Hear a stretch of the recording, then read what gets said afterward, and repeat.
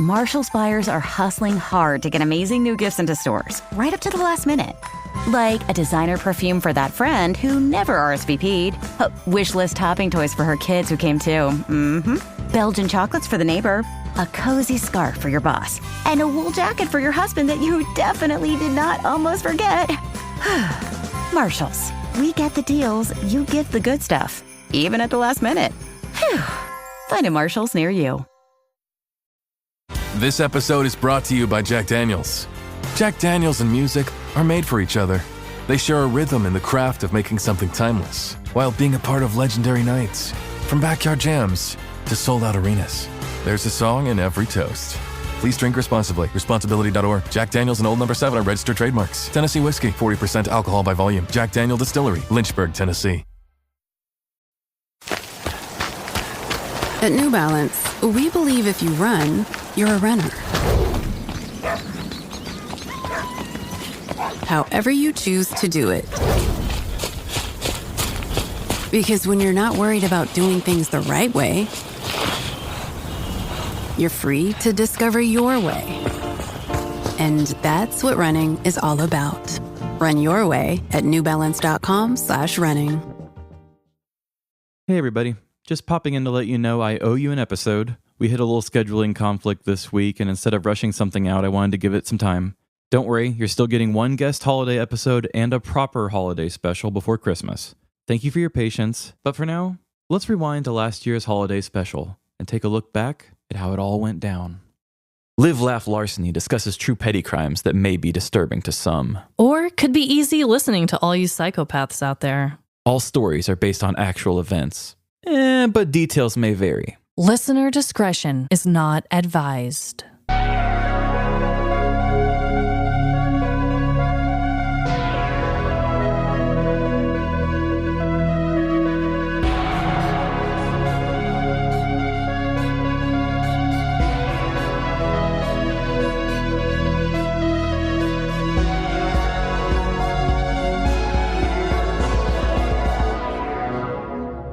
Live, Laugh, Larceny. Welcome to Live, Laugh, Larceny. Chestnuts roasting on an open fire, and these nuts roasting in some fleece joggers. This is Trevin. And I'm Amanda. Thank you for telling us all about your festive nuts, Trevin. It's only the right thing to do. So it is our Christmas/holiday/whatever the hell you want it to be episode. Together in the cold time, and we all are probably experiencing at least one family gathering. So yes, at least one. I'm sure you've seen at least one light. There's festivity happening around. So much. Even my asshole neighbors that called on our dog. Very festive They're are. festive as well. I know. I've been seeing their decor go up. I'm still appalled by them. But thank you for getting into the holiday spirit, I guess, ? Yeah, it's better than all those political signs they had all over the place. Exactly. So, Trevin. Yes. Do you have a dreadful dilemma? I have a dreadful dilemma this week. And I actually had this heartfelt one that I was going to say, and I may come back on it at the end of this episode and talk about it, about, how we're preparing to just go into the next year with a lot of big plans. Yeah. But then I got kind of distracted from the dreadful dilemma I wanted to do by another one because I'm obsessed with another TV show. Which one? Emily and I have been watching Human versus Hamster, and we love it. Oh, I have never heard of this. I thought we all needed something not so heartfelt and heavy in the dilemma department today. I think you all need to know about Human versus Hamster. Please tell. I am a huge fan of Sarah Sherman. I don't know if I talked about, we went to her show earlier in the year from SNL. So funny. I love their sense of humor. Anyway, Sarah Sherman is the host of this show. Okay. And it's kind of like a mixture of Wipeout and sort of like skills challenges games, but it's people versus hamsters. So they set up these little tracks or whatever that are hamster sizes, but then there's giant human-sized hamster mazes too. And so they start and they will watch a little hamster do the course and see if another person can get the course done faster. And a lot of times, of course, they're hamsters, so they stop and do like weird hamster stuff. And it's like really cute because they're just being little animals. But Like what? Do they just go like, and their little whiskers and their little hands? yeah, they build little characters around them and they have little names. They have one that they call Romeo, and Oh my God. they show little pictures of him backstage in front of a mirror, like doing his hair. So anytime he stops to groom himself on the track, they use it as part of his character and make the joke that it's like, oh, Romeo's just got to look good for his crowd. Anytime he's in a race and he stops and he starts doing his hair, they're talking about how he's like so vain and everything. But on the other end of the screen is somebody just running their ass off trying to like keep up with the speed of a hamster. It's on Max. Oh, okay. I get on Max all the time. How come this has never been recommended to me? Is this brand spanking new? Yeah, it came out maybe a week or two ago. Maybe it was just a week ago, actually. Still, they should have been marketing towards me harder. They really should have. But yes, I thought instead of anything cynical about the holidays, if you're hanging out with family that maybe isn't family that you get along with too well, or you have a hard time finding things that you relate on, Yeah. watch Human vs. Hamster. It is a great choice. It's fun. A lot of people are like, oh, I could do that. And then you get really surprised by what people can and can't do compared to hamsters. You learn a lot of weird hamster facts. Oh, God. And also, I just really love Sarah Sherman, and it's so fun and entertaining. It's stupid, but they know it's stupid and it's fun. Is Sarah the only one kind of doing voiceovers like during the race, or is anyone else talking about it? It's Sarah Sherman and Kyle Brandt, and he was a sports announcer once before. Oh my God, that's brilliant. Yes, they bring in contestants, and basically what the storyline is they want to know scientifically who's the dominant species, like cheesily, as a joke. So they have people come in as teams, and they'll do like the teachers, or one was the trivia guys. They don't pay you very much. The most you can win is $800 or $8,000. I was like 800? Most you can get is $8,000, and you have to do these challenges. Like one, they say that a hamster can push something their own weight, like really super easily. So they have a track where the hamster has to push a car that's the same weight as it up like a spiral track. Oh, wow. And then a person has to push a truck that weighs the same weight as them up a spiral track. Oh, hell no. A hamster would beat me. Oh, the hamster beats a lot of people. But again, like I said, it's just really cute when the hamsters get off track and do like silly little things. But it's really fun. And also with Kyle and Sarah, as they go on, you can see how it seems like maybe they were just linked up to do this job together. But by like the second or third episode, you can tell they're just having so much more fun together. And do they get to do improv? Kind of. Oh, she does improv for sure. Okay. I was wondering. I know we are not improv comedians, but we throw out our little bullshit here and there. And I think that working with a hamster and having to narrate it would be so fun. Oh, and there's so many bad puns because Sarah loves being like anti-humor. Yeah. A lot of times she goes, hamster la vista, baby. Oh my God. Well, I have to watch this. Wow. You do. The girls would love it. Jordan would love it. I know my family would love it. So many people that even if you think it's stupid, it's like, yeah, it's stupid. Let's see how they do it. Yeah. No, my girls would love that. Have you ever seen the show The Floor is Lava? I've heard of it. I know of it, but I've never actually watched it. Lila and I enjoy watching that together. So it kind of seems like a show that's kind of like that. Because, yeah, they have fake lava bubbling and they have to like jump like an adult version of The Floor is Lava. So it kind of seems similar. That is so interesting. Wow. And that came shortly after my hamster fact about going up into the outer stratosphere. Yes, I thought that was so weird when I was editing that the other day. And I'm like, oh, wow, I had no idea that just on the other side of that recording, I was going to discover the love of hamster media. You are just attracting hamsters your way, and I don't know what that means for you, but it's cute. Hamster la vista, baby. Well, I also have a dreadful dilemma, and it does have to do with the holidays.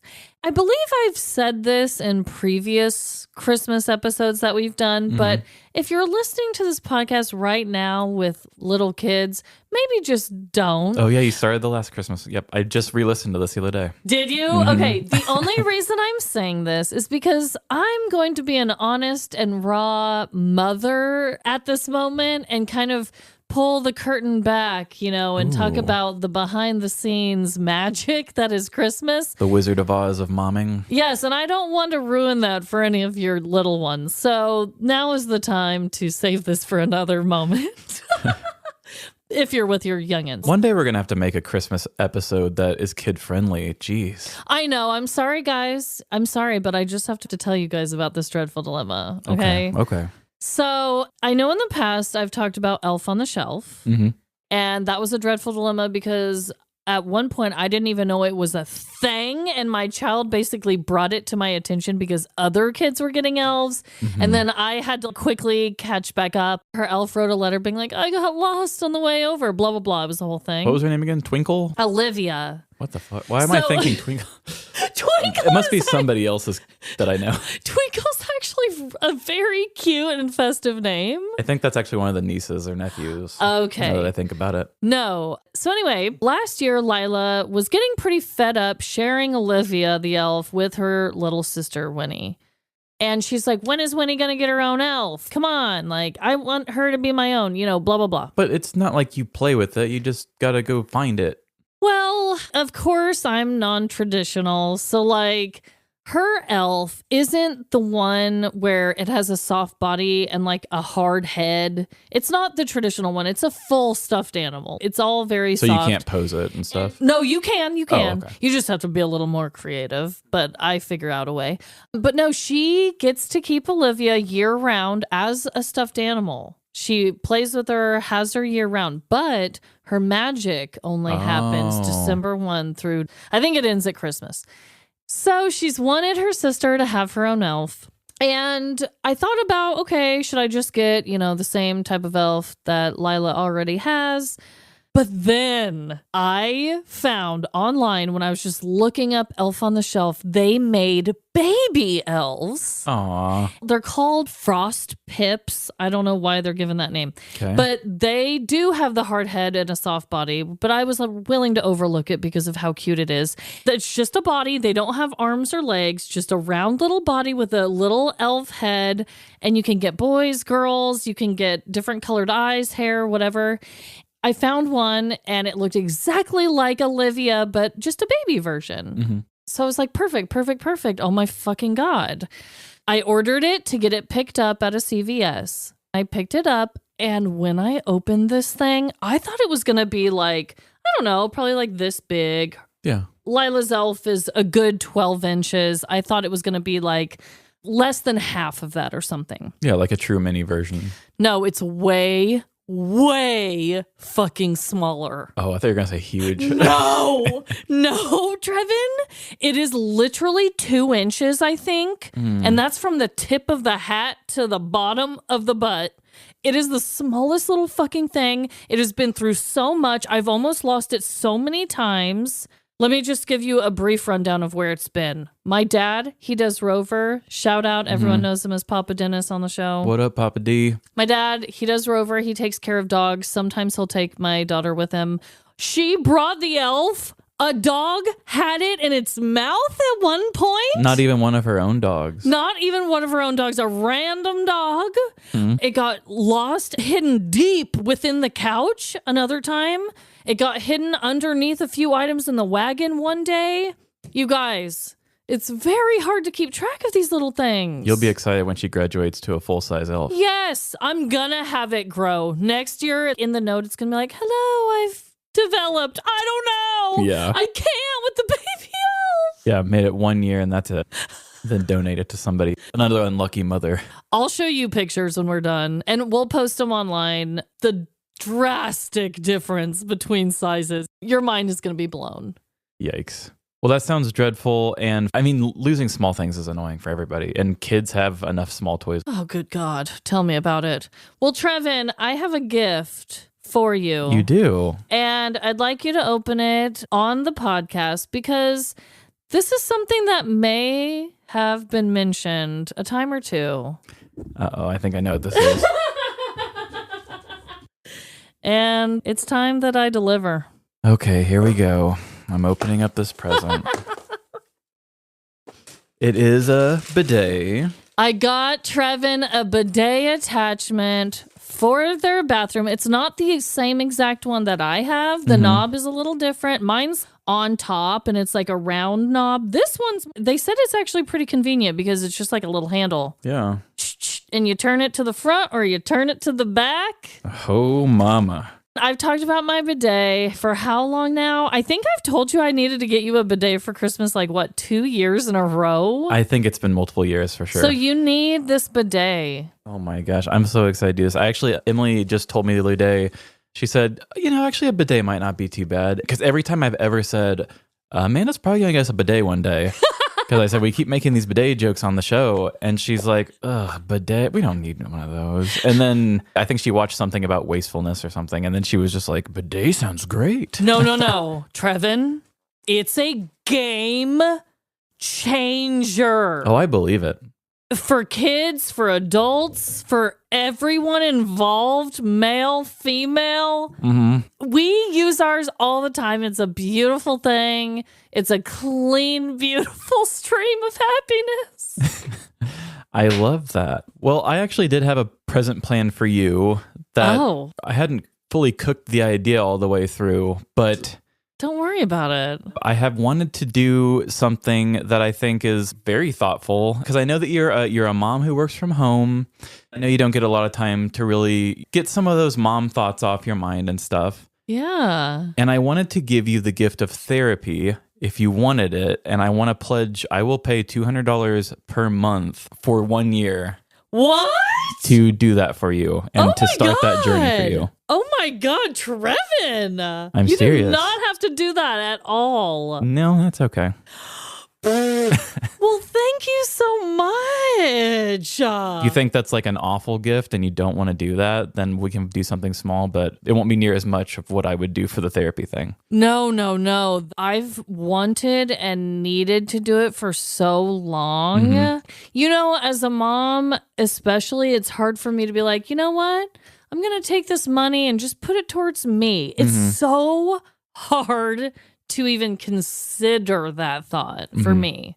I know a lot of moms out there probably feel the same way. So thank you, my God. Yeah, you're welcome. So however that comes out, if you just go once a month or if you do multiple times a month, that's how much I will put towards for a year. Holy shit, Trevin. Hell yeah. Holy shit. I'm so touched. I'm taking things forward to help with my mental state more and more. And it's like, I want to see you do that too. And I want you to have that ability available to you. Oh, thank you, Trevin. God damn. The gift of therapy. How can it get any fucking better? I like giving gifts that I know people can use. I could use it. I mean, we always talk about it. I've gone. It's just been so long. Everybody could use it. Yeah. Oh, that's really sweet. Well, thank you, Trevin. You're welcome. My gift will help you clean your butt, and your gift will help me clean my mind. Yeah. Chronic spontaneous urticaria, or chronic hives with no known cause. It's so unpredictable. It's like playing pinball. Itchy, red bumps start on my arm, then my back. Sometimes my legs. Hives come out of nowhere. And it comes and goes. But I just found out about a treatment option at treatmyhives.com. Take that, chronic hives. Learn more at treatmyhives.com. So we're going to do a round of top 5 this week. 1, 2, 3, 4, 5. Top 5. Yes, and you're going first, and it was your call. You said you wanted to do top 5 for Christmas special. Yes, and this might be a little bit longer than a normal top 5. It's not just like 5 things really quickly, Oh, but shit. Mine's the same way. Is it? Well, you know what, guys? It's the last episode of the year, like last real one. So Yes. if it's longer, deal with it. I know there was a gift exchange. We're doing it all this episode. I guarantee it's probably going to be a little bit long, but hey, maybe if you want to, you can listen to half now, save it for the next week, listen to the other half. There you go. Maybe we'll release it in halves. Part 1, part 2. People would hate that. Okay, so top 5. I'm going to be talking about 5 holiday traditions and their bizarre origins. Ooh, okay. Some good history stuff, I'm sure. Yes, I had a great article on my side from Business Insider. It was written by Sophia Mitrokostas. I hope I said that last name right. I guarantee I didn't. And she wrote about 10 traditions in this article. I'm only going to talk about the top 5, in my opinion, things that I actually do as traditions, or at least that I've heard of and that I found fascinating. So I'm going to start with number 5, which is mistletoe. Did you know, Trevin, that mistletoe was used to pardon criminals in the past? I did not. York Minster Church in the UK began to hold a special mistletoe service each winter. During that service, criminals from the town could come and bring a sprig of mistletoe to be pardoned for their wrongdoings. Do you think there was a limit to how much the mistletoe could pardon? It doesn't say, but shoot. If you got to bring a bouquet of mistletoe for all your damn sins, then bring it. So is that the actual origin? Like that's how it started? That's just how it was used in the UK back when. Oh, okay. I don't know about like here in the US or anywhere else. You guys, if you've heard that where you live, or if you haven't, let us know. But yeah, I don't know how it went from being used for that to kissing. I just thought that was very fascinating. I love that. And it ties so well with the show. Perfectly with the show. Number 4 is milk and cookies for Santa. This actually began as a Great Depression ritual in America. According to the History Channel, parents encouraged children to leave cookies for Santa during that time of economic hardship. It was to show that you should always be grateful for the things that you were given, and that giving was just as good as receiving. Oh, I love that. Isn't that wholesome yet really sad? It's like all we can really give is milk and cookies right now. Hey, if you had milk and cookies during the Great Depression, you probably did think that was quite special, right? I would think so. I do love that, though, that even during like the worst time, like in America economically, that they were like, we can still give a little, you know? I think that shows the resilience of people, because that's when I think there's something in our instinct to survive communally. And once it starts to get dark and bad enough, then we all start to find that community, like I talked about a couple episodes ago. Desperately. So number 3, Santa coming down the chimney. There are countless European legends that tell of both helpful and malicious supernatural creatures sneaking into homes through chimneys. In Greece, goblins called Kalakanzario were known to crawl into homes through the chimney and terrorize the families within them. Another story took place in 19th century Pennsylvania, and the creature's name was Pelzenickel or Belzenickel, and they apparently slipped down chimneys to reward good children with oranges and punish naughty ones with a whip. Like, my God, what? Yeah, what? Okay. There's a lot of creepy urban legends and supernatural creatures, apparently, that were discussed about coming down the chimney before Santa. I'm like cooking up a new sexual role-playing thing. I've been bad and my chimney's open, if you know what I mean. You are a naughty, naughty boy, Trevin. You save that for your personal time. I know this isn't something I should laugh at, but this one did give me a slight chuckle, okay? Number 2 is Christmas caroling. In the 1700s, carolers would sometimes break down doors and demand food and drink from residents. They would sometimes threaten violence, destroy property, and sing songs with lyrics such as, "We've come here to claim our right, and if you don't open up your door, we'll lay it upon the floor." Ooh, I love it.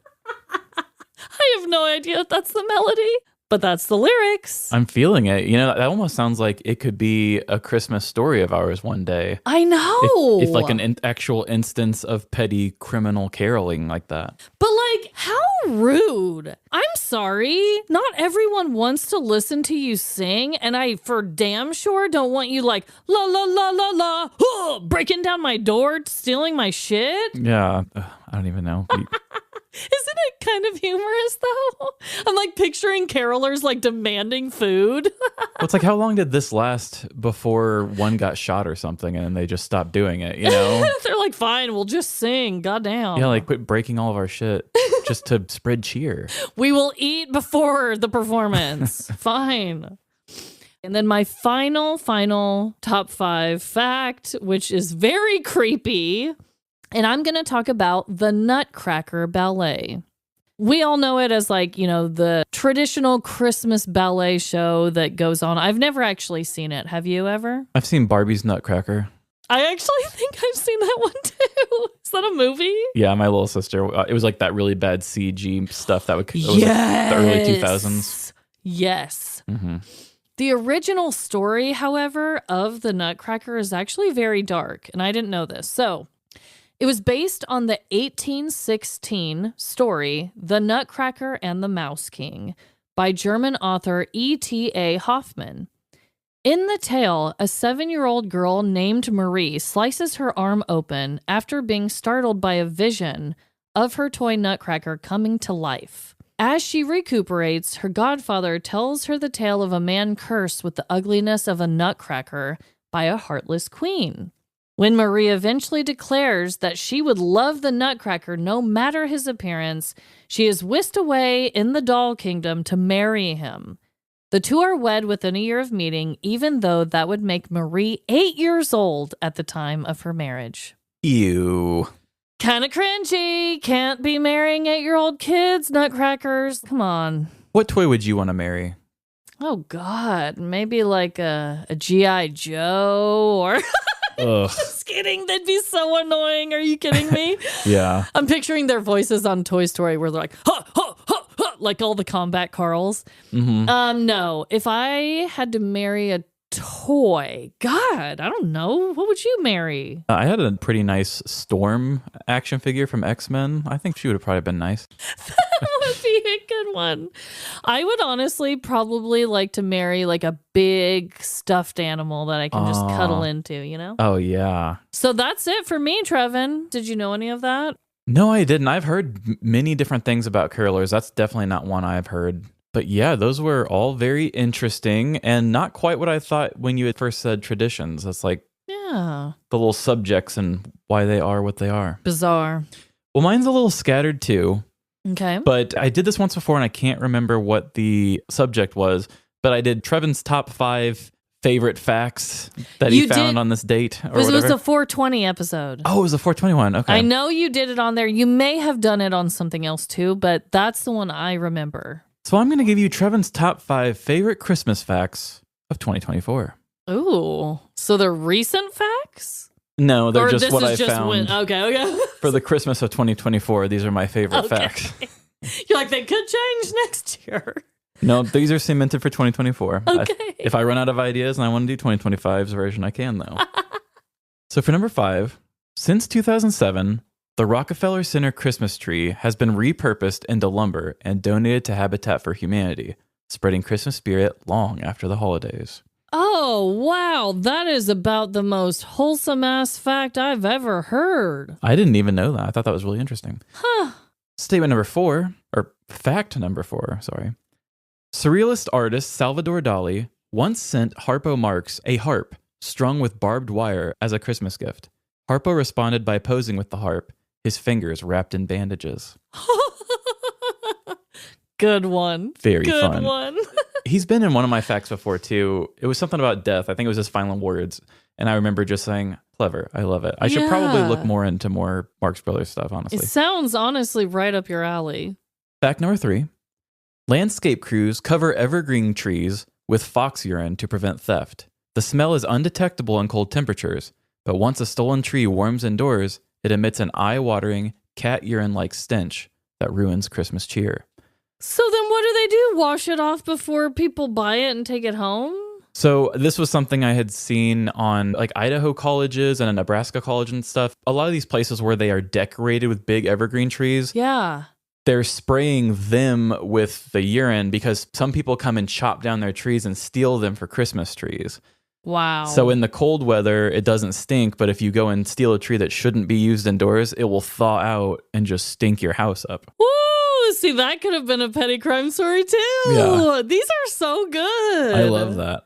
Fact number 2, in 1977, a prequel to How the Grinch Stole Christmas came out, and it was called Halloween is Grinch Night. It was so good it actually won an Emmy in 1978. What, a movie? It was a made-for-TV movie, just like the original. Is it illustrated like cartoon? Yeah, it's a cartoon. Really? I think you can find it on YouTube. Whoa. But I found some people that were talking about it. Yeah, the original came out in 66, and then they made the prequel in 77. But I'm guessing that when they made the new one for DreamWorks or whatever, they, I guess, did not care to use anything from that to build from. The original voice of the Grinch, that guy had died already, so he wasn't the voice of the Grinch. But the guy who sang all the lyrics from the original song came and sang lyrics for the second one too. Oh, what the hell? Yeah. I'm going to have to check that one out. And for my number 1 fact of Christmas in 2024. In Catalonia and parts of southern France, children celebrate Tio de Nadal, which translates to the Christmas log, by beating it with sticks and singing songs, demanding it to defecate presents. Wait. Is this just like, how do they choose what log to beat? Just any old log? Tio de Nadal has a Wikipedia page. And now they kind of almost have them as silly little elves on the shelves. They look like a little stump and they put a face on them. And sometimes they put feet on them. Cute. They treat them right and decorate them and stuff like that. But then on Christmas Day, in the old days, back when everybody had fireplaces in their houses, they put Tio partly into the fireplace and order it to defecate. To make it defecate, one beats the log with sticks while singing various songs. Are you going to sing me a Christmas song about defecating logs? And I have the lyrics translated to English. Yes. Shit log, hazelnuts and nougats. Do not shit herrings, for they are too salty. Shit nougats, for they taste better. Shit log, almonds and nougats. And if you don't want to shit, I'll hit you with a stick. Shit log. What? The tradition says that before beating the log, all of the children must leave the room and go to another place of the house to pray, asking for the log to deliver a lot of presents. Nowadays, the praying tradition has been left behind. Still, children go to a different room, usually the kitchen, to warm their stick next to a fire. So they're just preparing for battle. The log does not drop larger objects, as those are considered to be brought by the 3 wise men. It does leave candies, nuts, torons, and small toys, depending on the region of Catalonia. It may also bring dried figs. They say it's communal gifts rather than individual gifts, so I guess whatever they get, they share it. But it's oftenly called cagatio, which translates to shitting log or poo log. Oh my God. The fact that they used to go and pray beforehand and they're like, let's cut that out. Let's cut that part out. Just go beat this log and curse at it. I mean, beating a log with a hot stick and ordering it to shit, that's a godless tradition. Let's be honest. Let's be so honest with ourselves. Oh my God. And how funny is it that they market it now and like put a cutesy face on it? That's such a good marketing plan. It's like their own little elf on a shelf. It's a decorated log that you can probably load in from the top, and then your kids just come and beat it like a piñata until little candies come out. Oh my God. It actually sounds quite fun. I would never beat up the elf on the shelf though. That's where I draw the line. But the log, I guess that's what they're there for. Yep. That's what else are logs for? Well, you know what else we have, and you don't have to beat it to get the information. Oh, yeah? It's these ads. You can't beat these ads. Close your eyes, exhale, feel your body relax, and let go of whatever you're carrying today. Well, I'm letting go of the worry that I wouldn't get my new contacts in time for this class. I got them delivered free from 1-800-CONTACTS. Oh my gosh, they're so fast. And breathe. Oh, sorry. I almost couldn't breathe when I saw the discount they gave me on my first order. Oh, sorry. Namaste.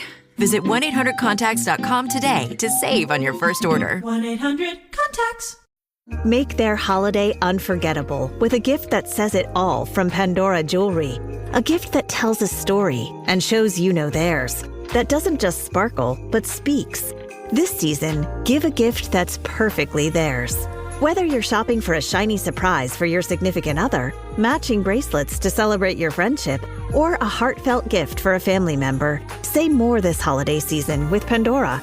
Shop at pandora.net or your local Pandora store. Disney's Lilo and Stitch has finally landed on Disney+. Now you can watch the global phenomenon at home with your Ohana. Be good for 1 second. Lilo and Stitch is verified hot on Rotten Tomatoes with an audience score of 93%. Perfect. Stitch is also cute and fluffy. Disney's Lilo and Stitch, rated PG, now streaming on Disney+. And right now, you can get Disney+, Hulu, and all of ESPN with an incredible limited time offer. Terms apply. And welcome back. Welcome, holiday festive wonder. Yes, wonder from above. So I have a story from the news for our Christmas episode. I was reflecting back on previous Christmas episodes and the crimes that we've done in the past, and I wanted to make sure that this one was different. And let me just say, this one has a ton of surprises along the way. I think it is going to be a new take on it. And here we ho, ho, ho!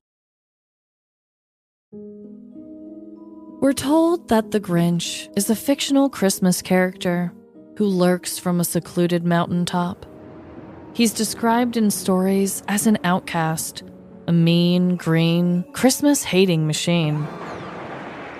Notorious for his sage-colored fur, shrunken heart, and refusal to wear pants, the Grinch is a feared creature by many. Where are his pants? This is especially true for the pointy-nosed people of Whoville that live directly underneath his monstrous mountain. Yet that doesn't mean the rest of us with normal noses shouldn't be afraid. As I became an adult, I realized that there is a Grinch in every community. Maybe they aren't as green and hairy, and perhaps they wear actual pants. Regardless of their outer appearances, they all possess a negativity within their cold and puny hearts. Unlike Dr. Seuss's version of this green gremlin, today's tale won't end with a change of heart or holiday cheer. Hell, this story doesn't even rhyme. So prepare yourselves as I tell you all the real-life petty version of how the Grinch stole Christmas. Nestled deep in Lehigh Acres, Florida in 2023, the community was preparing for the festive holiday season.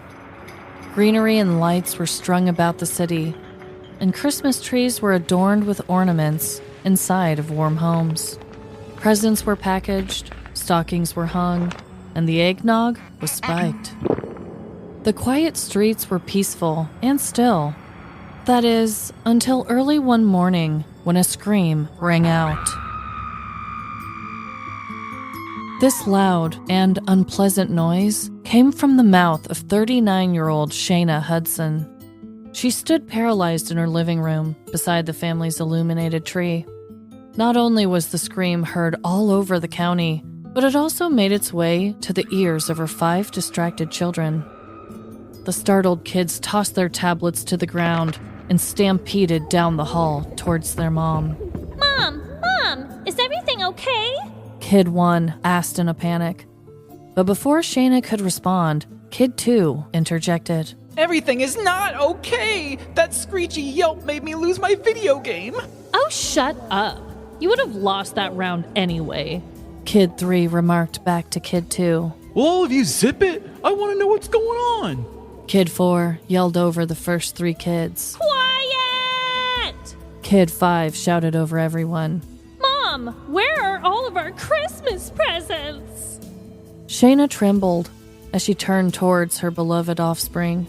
That's why I let out a blood-curdling scream, children. Our Christmas gifts have been stolen. The family wrapped their arms around each other and fell to the floor while they sobbed. The pile of people was a mix of tears, snot, and downright sadness. After a minute of this, Shayna dried her tears, blew her nose, and turned her head to face her kids. Don't worry. Mommy will fix this, she promised with a determined look in her eye. Hours later, Shayna had filed a police report on behalf of the stolen items and had a meeting set up with a local news crew to discuss the Christmas crisis. A reporter and camera person stood in front of the family's home, recording Shayna as she explained the robbery and pled to the criminal that did it. I wanted my kids to have a decent Christmas, but now they're not gonna have a Christmas at all because some thief came and stole our shit. Turn yourself in and bring us back our stuff so me and my kids can have a good Christmas. The footage was released on the local news that evening, causing city residents to clutch their pearls in disbelief. No one could understand how someone could be so heartless, and during the holidays no less. It didn't take the community long to rally around Shayna's family. New gifts and donations poured in from many individuals and businesses. Soon, the once bare and burglarized tree was surrounded by towers of presents. Peace and stillness seemed to return to the terrified neighborhood, including the local police station. Inside, police officers high-fived each other, not for catching the present thief, but for helping restore the Christmas spirit to 5 innocent children. Officer Bert and Officer Ernie sat at their desk with big grins on their faces when a phone call came in. Officer Bert picked up the receiver. Hello, this is Officer Bert. Hi, I'm speaking in a weird voice because I'd like to remain anonymous. The mysterious caller said in a weird voice. But I have a tip about the stolen Christmas gifts in Lehigh Acres. Well, that certainly is a weird voice, but I'm glad to take any tips about the case. The officer leaned forward to take notes if needed. The so-called stolen presents are hidden in the laundry room in one of Shayna's family members' homes. I can give you the address. The anonymous caller confessed into the phone. Are you suggesting that a family member stole presents from those children? The officer questioned suspiciously. It wasn't a family member that put them there. It was Shayna.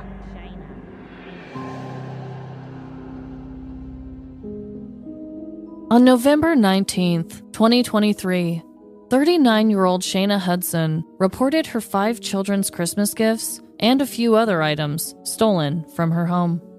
She appeared on a Lehigh Acres, Florida news station, describing how her kids' gifts were stolen and begged the thief to turn themselves in and return their things. The community supported Shayna, giving donations and new gifts to her family. However, a few weeks later, a tip came in to the Lee County Sheriff's Office from an unnamed source. They accused Shayna of fabricating the story and told officers that she had hid the presents behind a relative's dryer.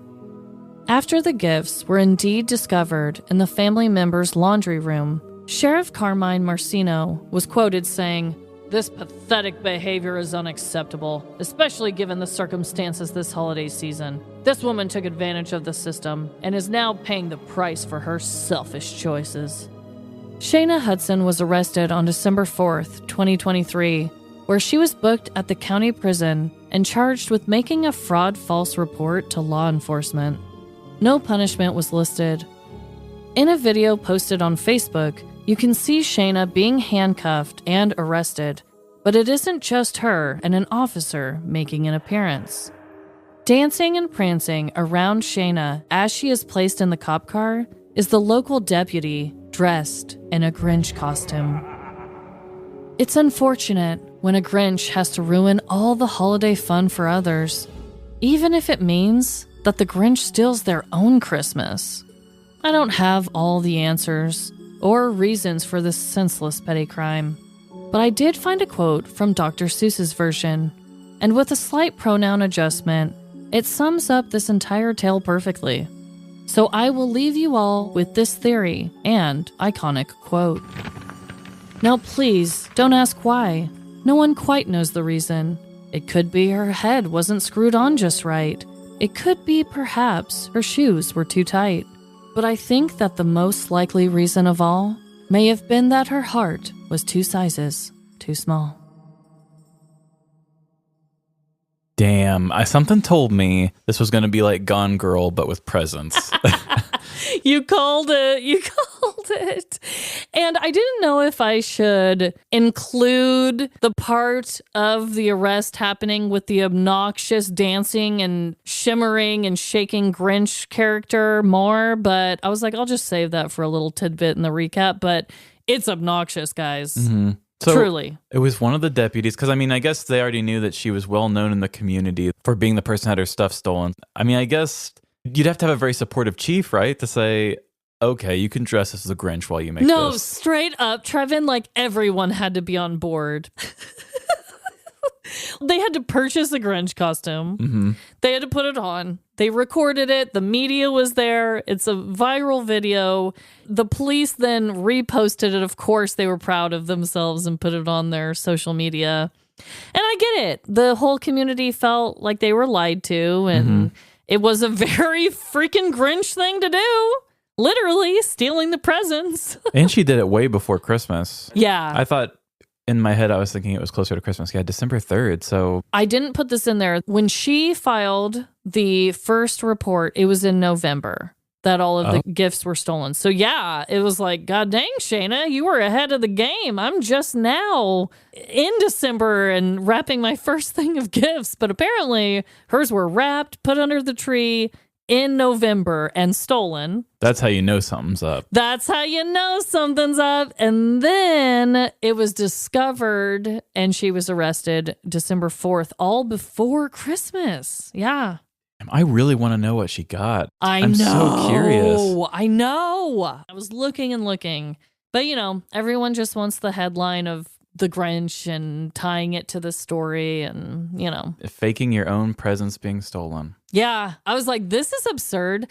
I really wanted to do a fraud scammer Christmas story because that's one that I was like, I don't think we've really done that. I mean, you did do the Grinch, like you reminded me how the Grinch stole Jesus. Yeah. Which, I knew that the Grinch was a risky thing that gets used a lot. It's okay. But I was like, this is a way it's never happened before. It's the Grinch that stole their own Christmas. Yeah, I still really want to know what she got. But yeah. What do you think? What do you think a mom like that should get? I would definitely make her, because how could you make her return gifts to the kids that are her own kids? I know. But she still did get everybody up in a tizzy about it, I feel like she would have to do community service. No questions about it. I don't think that deserves jail time. No. But I think that she should have to pay back somehow, if it's gradually or whatever, because I do feel bad. She has 5 kids. That's a lot of kids. But also you can't lie and create a fake crime either. So I feel like if they made her do community service where she really was giving back to the community that she lied to, and maybe paid a fine back to people who donated funds to her, gradually pay them back. Yeah, paid for every single wage of the person that was wasted. That sounds good to me. That's what I would say, but I don't know. Everyone has their own opinions on punishments, probably. Yeah. Oh, if you look on TikTok. If you look anywhere, really, people are like, off with their head. Yeah, when I put the guy who pissed on the cornflake thing, all these people are like, death penalty, death penalty. Right. You sick people.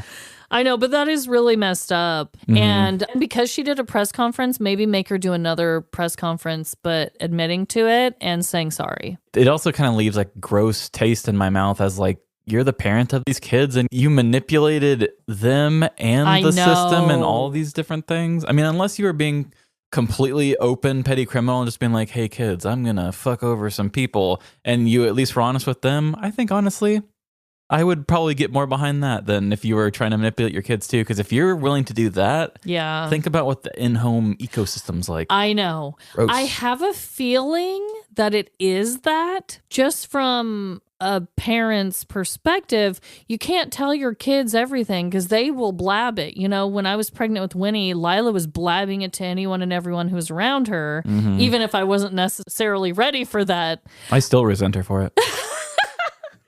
So if she told all her kids, I think that'd be too risky for her. I doubt she did. For the police coming around and asking questions, they'd be like, yeah, mommy told us we'll get him back soon, though. Like, couldn't you see that? Yeah, I totally agree. It's just, I don't want to make the allegations that she's a really manipulative parent, but I know. It's like, oh, that evidence ain't great.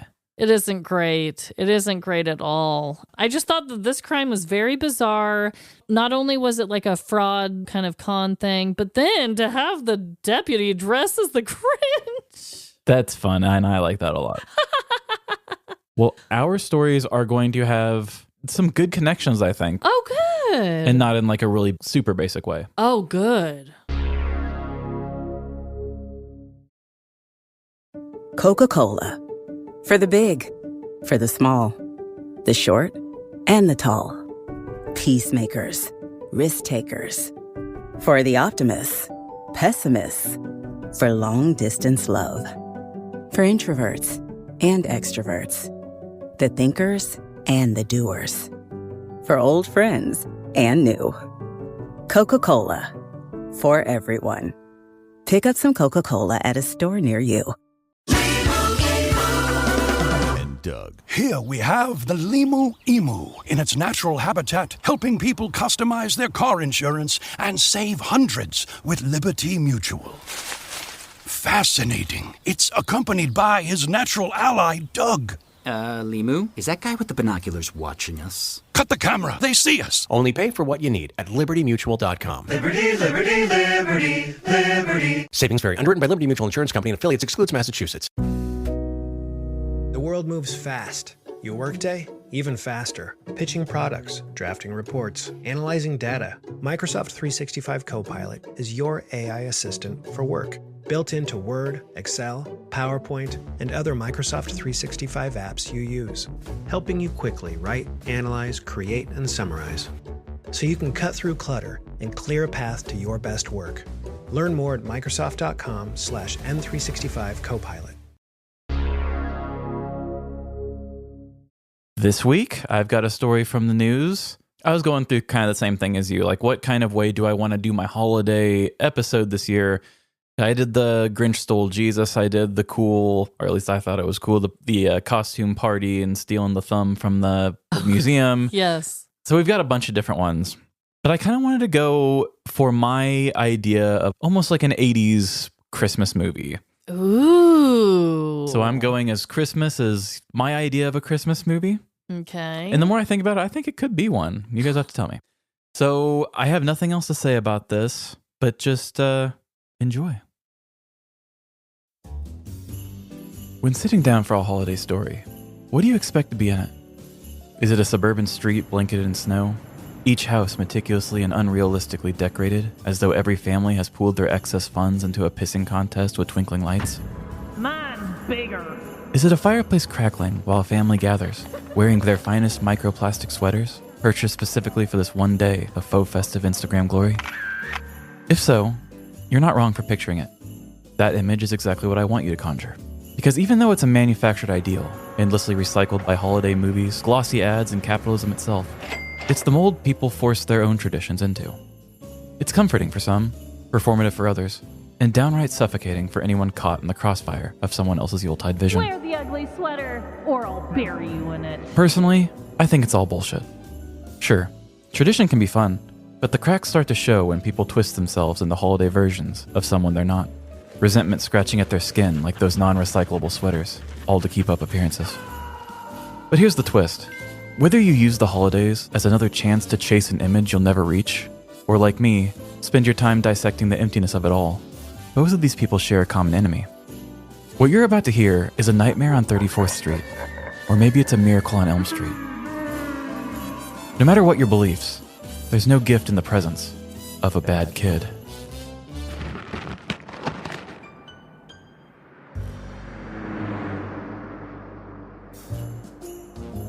Grandma's house during the holidays. Cozy, but only because it's a sweltering 85 degrees, just the way she likes it. You can practically feel the layers of nostalgia and mothballs in the air. The food? Straight from the woman who taught your cook how to cook. And the best part? The heads of the household dish out way less punishment than your parents back home. More sugar will calm you down. But for 12-year-old Bryson, This year's trip to Granny's was shaping up to be anything but merry and bright. His mother glanced back at him in the rearview mirror, her eyes darting between the road ahead and her son in the back seat. She blinked quickly, subtly wiping at the tears forming in her eyelids, careful not to let Bryson see. Can you step on it, Mom? Bryson shouted, his voice piercing the quiet car ride and making her jump. The faster I get to Granny's, the faster I get my sweet Game Boy Advance SP. She took a deep breath, steadying herself. Now, Bryson, She began, her tone firmer than it had been in months. this isn't just a couple weeks at Granny's. This is a chance to teach you some manners. The shoplifting? Stealing money from my purse? Bryson, this can lead to serious problems in your life. I'm hoping some time where I grew up can help you turn things around.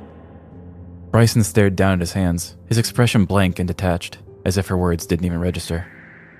After a beat, he mumbled, That old hag better have gotten my Game Boy. I know your broke ass can't afford it.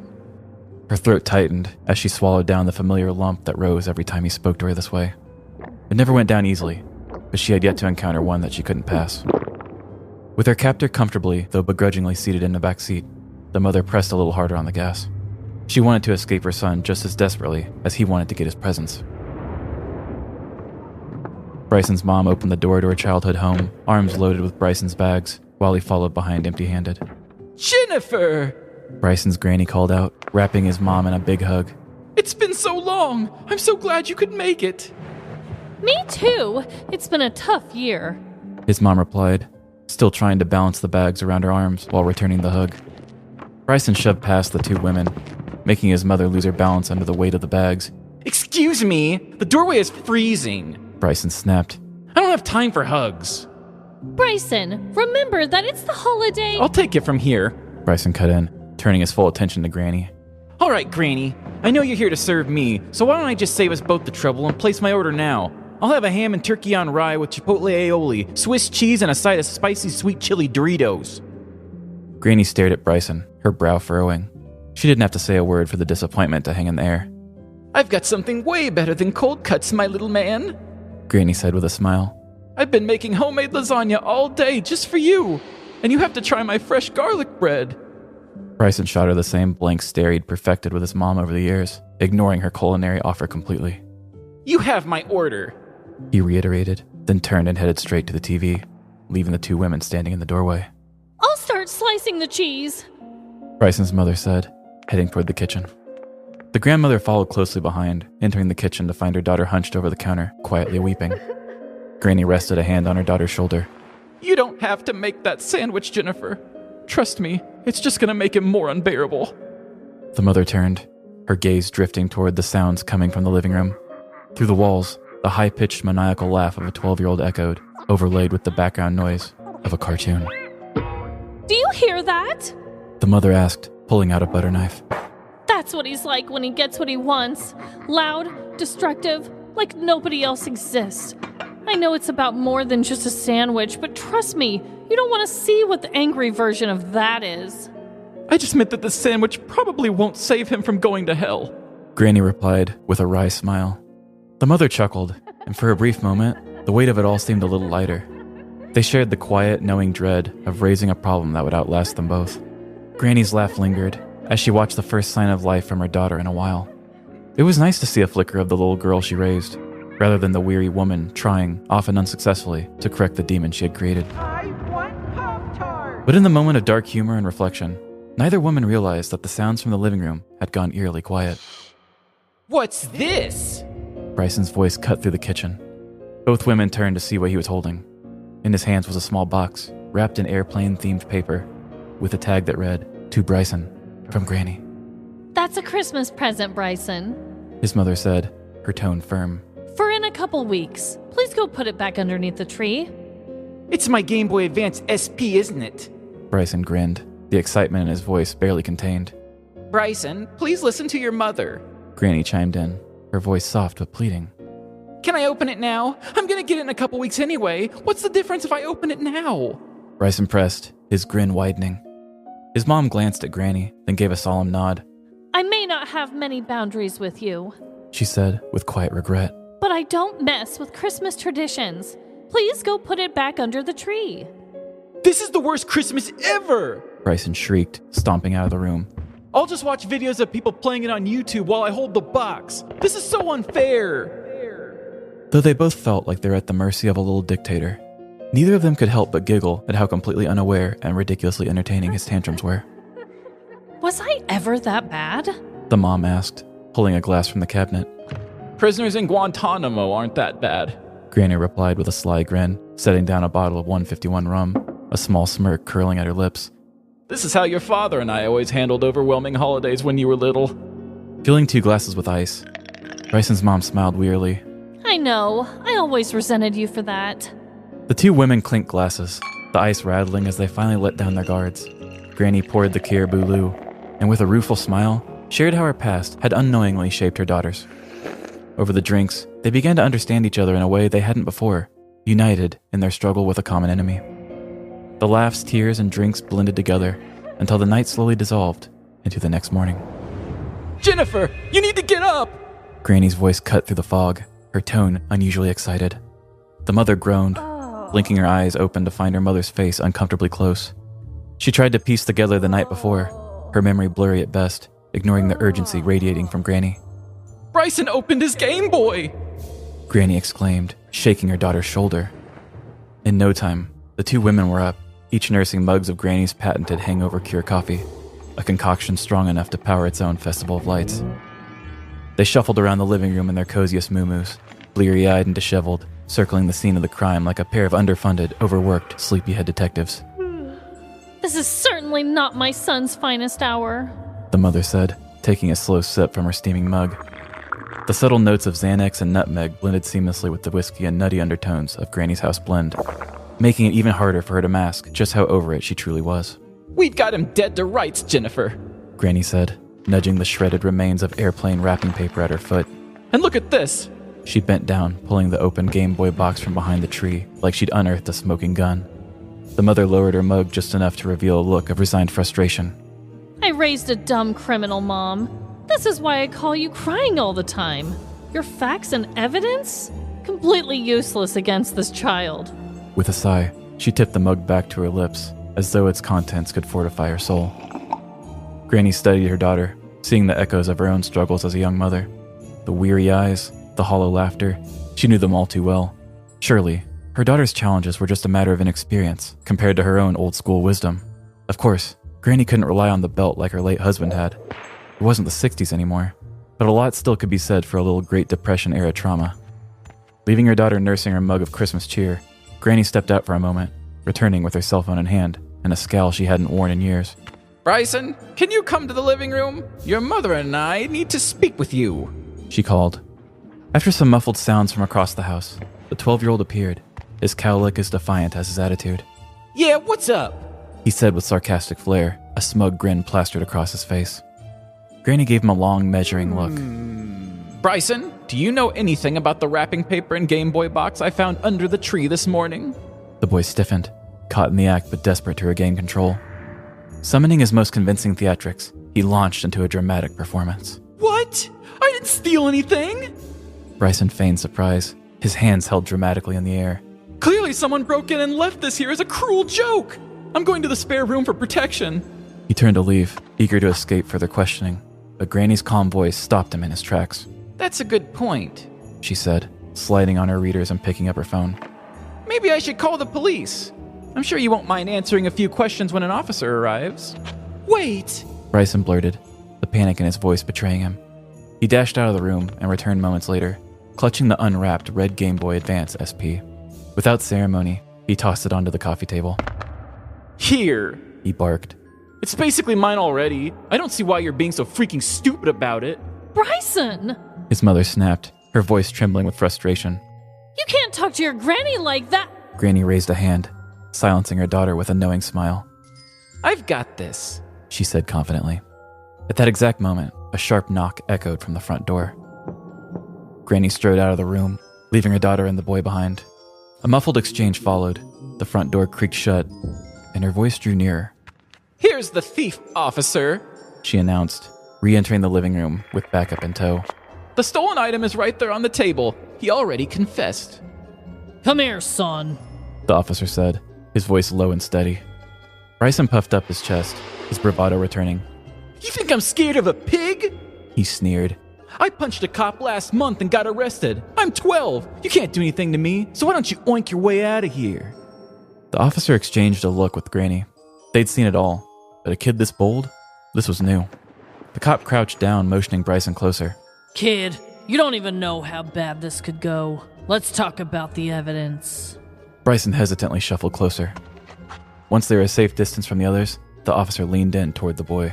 We all know you did it. The officer leveled with the young boy. And disrespect is probable cause for a tasing in my book. Bryson's eyes widened as a cold, white fear came over him. He lowered his head in submission. That's what I thought, the officer said, standing upright. With practiced ease, he reached for his handcuffs, snapping them on Bryson's wrists. As the officer led Brian out of the house, a strange, almost imperceptible shift passed over his face. Was it guilt? Defiance? It was hard to say. For a moment, it felt like the fire in his chest had dimmed, but it might have just been the cold winter air. Either way, the boy didn't seem like he'd change overnight, but some habits, good or bad, have a way of coming back around. In December of 2006, a 12-year-old boy from Rock Hill, South Carolina, was arrested after opening one of his Christmas presents weeks ahead of the holiday. The boy's mother and great-grandmother discovered the evidence, torn wrapping paper, and an empty box carelessly discarded beneath the Christmas tree. When confronted and threatened with police involvement, the boy retrieved the stolen item, an $85 Game Boy Advance SP. Despite his compliance, the grandmother called the police anyway. The Rock Hill police charged the boy with petty larceny as a juvenile, though he was not held in custody. News reports revealed the boy's troubling behavioral history, including shoplifting, stealing money from his mother, and punching a police officer the previous month, for which he was arrested on disorderly conduct charges. No additional updates were ever provided on the boy's life trajectory, leaving us to wonder, did he outgrow his petty crimes, or did this holiday misstep set the stage for a life of larceny? Whatever path this boy's life has taken since 2006, we may never know. But one thing is clear. As a society, we must unite to curb the rise of bad kids during the holidays. Whether you're a weary parent or the cool relative who watches from the sidelines, it's time to step up and hold these kids accountable. Because bad kids grow into bad adults, and bad adults become the nightmare neighbors, terrible bosses, and occasionally the presidents we all regret. Let's stop evil at its source, one lump of coal at a time, before it's too late. Preach, Trevin. I was thinking the same thing. This kid should have received coal. For sure. I don't know who the kid is, but there's just so much information on just like, this was a very bad kid. I don't know if he was that bad. I don't know if he was threatened with a taser. ChatGPT said that was not a funny joke. I liked it. I didn't care. Because the kid is just set up to be so bad. And no, I don't really give him any character development, but in all the articles, it just seems like he's a little demon. Yeah. Which I also thought was kind of weird too. When you read the articles, they say in the very beginning of all of them was like, Grandma called the police for him opening the present early to teach him a lesson. But then later in the article, they say he was arrested last month for punching a cop. And I'm thinking, is the arrest supposed to like scare him now? Because it seems like he already has experience with being in cuffs. Right. I wanted to make a joke that was like, it didn't fix you last time, but maybe it'll fix you this time. But I decided not to go there. Ugh.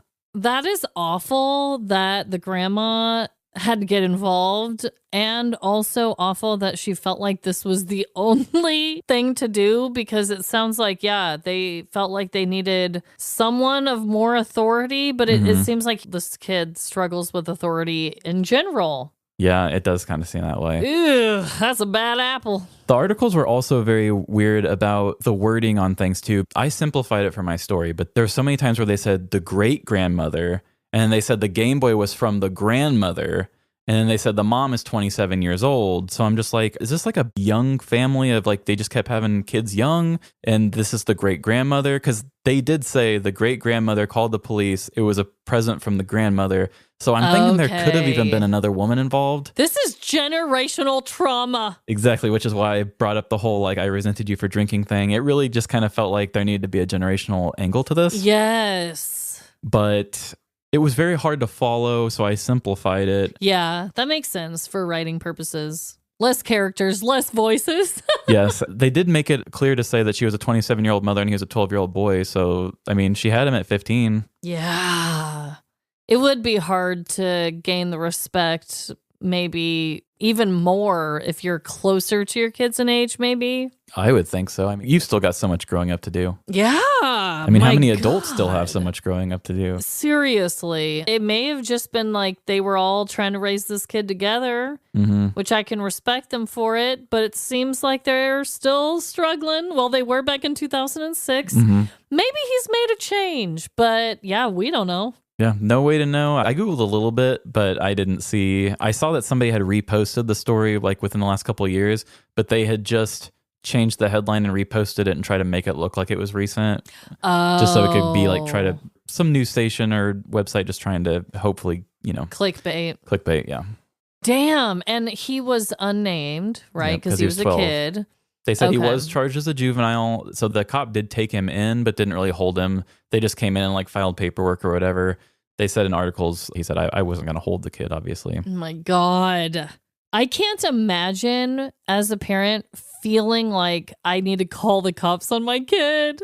I know. And I've known kids like that too, where the parents felt like they needed to do that. But I couldn't imagine being in that. I feel like if you got that far, then it's probably gotten way out of hand. Way out of hand. Yes. Whew. Well, we both actually had stories where the person stole their own gifts, basically. So was that the big connection you were going to talk about? Or yes. Stolen presents and also kind of self-stolen, yeah. Yeah, self-stolen. Like, what? Stealing your own presents is not okay, even if they're yours. Just be patient. It's going to be all right. Your lady was just looking for some sort of extra sympathy money and presents too, but yeah, be patient. Just enjoy what you got. Enjoy what you got. But that is a spot-on connection this week. I mean, you can't deny it. And I don't think in our other stories, like I did the stolen Jesus, but didn't steal presents. So it's not like we do stolen presents every year. No. I've had a weird present, the cactus toy that was like saying inappropriate things. But yeah, I've never done a stolen. There was a guy that was stuck in a chimney in one of my stories, I believe. He wanted to steal the money that was like, there was like money in a stocking that was donated to somebody from a bar. Yes, it was employees of the bar had stockings and he stole their gift cards or something. So that's the closest to stealing presents. Yes. But as much as you would think, like if somebody was going to say, oh, a petty crime larceny podcast, what, are they going to do an episode about stealing presents? And it's like, well, we did this week, but all the years before we haven't. I know. It's like, get away from us. It sounds obvious, but it took us a while to get here. Took us a minute. There's so many different things and so many different avenues. So anyway, regardless, you guys, if you celebrate Christmas or any of the other holidays around this time of year, or if you celebrate none, I hope you're getting some time off work. I hope you are enjoying the holiday spirit in some way, shape, or form. Yeah, I mean, we're going to be taking some time for ourselves, but also we are planning to come back into 2025 stronger and better than ever. Yes. We are working, this is our first time recording with our new cameras, so hopefully everything is going to look better soon. Yes. And the dilemma that I wanted to originally do was just that I was actually just really excited because I was going to give myself the gift of working smarter. And so next year I can feel less stressed. The whole dry January is going to allow us to do that. And I'm so ready to kind of be a functioning person outside of this show. Yes. So you guys, dry January is still going to be a fun ride. Oh, yeah.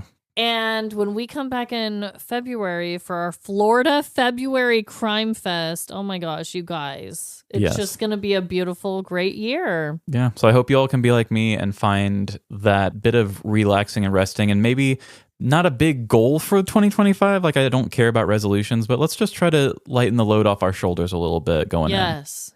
We all deserve a little bit of a break. Yes. Well, I hope you're all having an amazing week. And just remember, no matter the crime, big or small, in the end, we're all doomed. Doomed to clean our tushy with a new bidet. Bye. See ya. Give yourself the best Christmas gift and join our Patreon. Bonus content, ad-free episodes, come on over.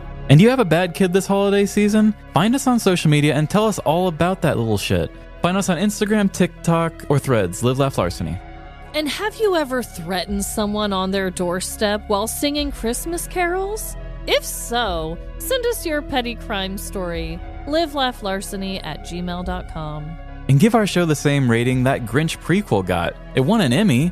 Give us 5 stars wherever you rate podcasts, Apple, Spotify, or Good Pods.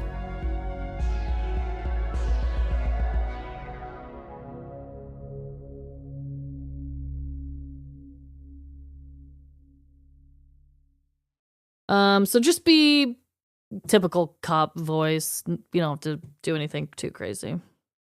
Hello, this is Officer Bert. You're like, okay, so I'm gonna do it. I'm gonna be a Sesame Street character. I love it. I mean, I can go more. No, I love it. I love it. Ah, the sounds of an Etsy holiday. Now that's special. Want to hear it again? Get original and affordable gifts from small shops on Etsy. For gifts that say, I get you. Shop Etsy. Tap the banner to shop now.